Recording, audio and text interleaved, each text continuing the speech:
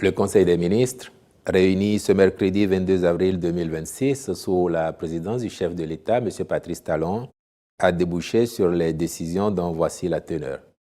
S'agissant de mesures normatives, il a été adopté sous cette rubrique le décret portant modalités et mécanismes financiers de protection contre les catastrophes et les urgences sanitaires en République du Bénin.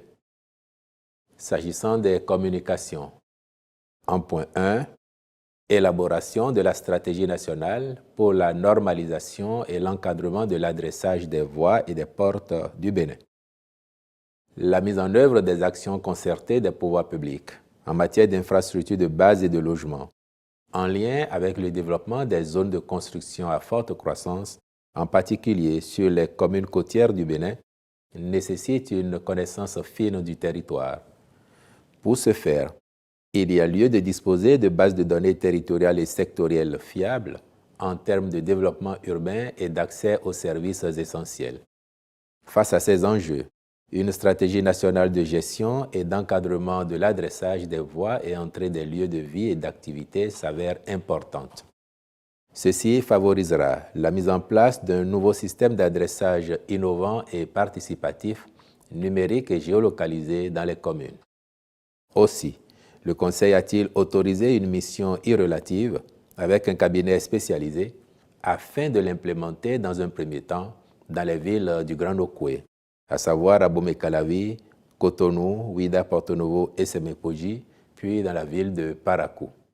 En point 2, agrément au Code des investissements.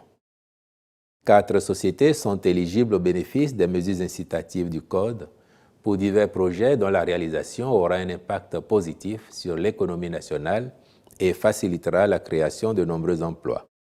Il s'agit de Eau, Technologie Environnement SA, admise au régime des investissements spécifiques pour la production d'eau minérale dans la zone industrielle de Gapé. Société bénino-tunisienne de commerce Sarl, au régime A, pour l'implantation et l'exploitation d'une unité de fabrication de peinture dans la zone industrielle de Semepoji. BNS Agri-Industrie Sarl, au régime B, en vue de l'installation et l'exploitation d'une unité de transformation de graines de soja en huile brute et en tourteau à Zonsa, dans la commune d'Abomey-Calavi. Lips Bénin Sarl, au régime B, pour l'installation d'une brasserie de bière en canette et d'une unité de production d'eau minérale dans la commune d'Alada. Au chapitre des rencontres et manifestations internationales, il a été autorisé l'organisation de la cérémonie de lancement officiel de la campagne agricole 2026-2027 le 23 avril 2026 à Ndali, dans le département du Borgou. S'agissant de mesures individuelles, le président de la République, après avis du président de l'Assemblée nationale, a procédé à la nomination de Mme Ismat Biochane épouse Mamadou en qualité de présidente de la Cour des comptes pour un second mandat. Je vous remercie.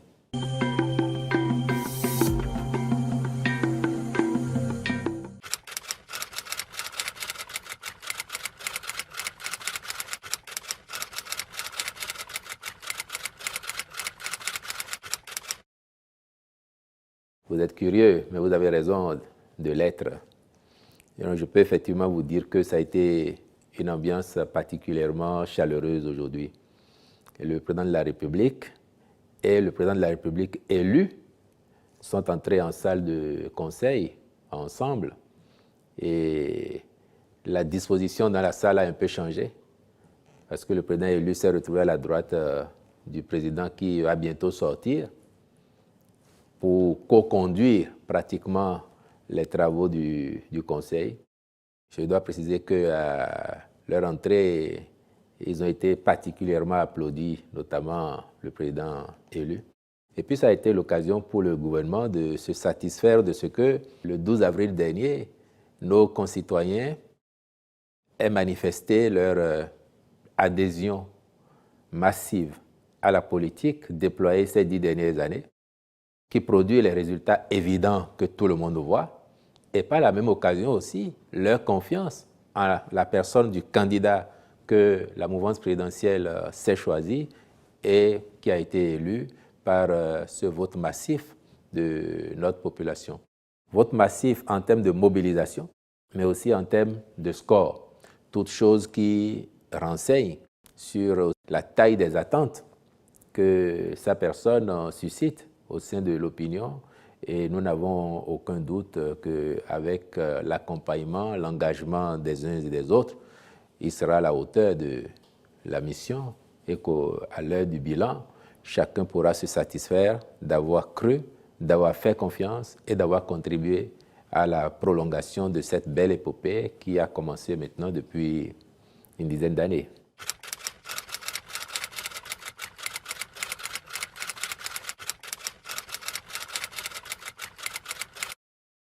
Le ciel lui-même fait nos palabres.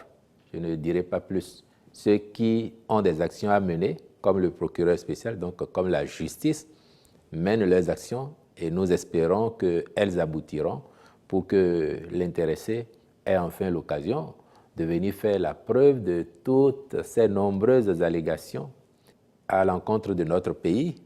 Je ne parle pas de personnalité, je dis à l'encontre de notre pays. Nous avons tous toujours été témoins de ces déclarations, de ces affabulations, les unes aussi graves que les autres, s'agissant du pays, de sa sécurité, de sa stabilité.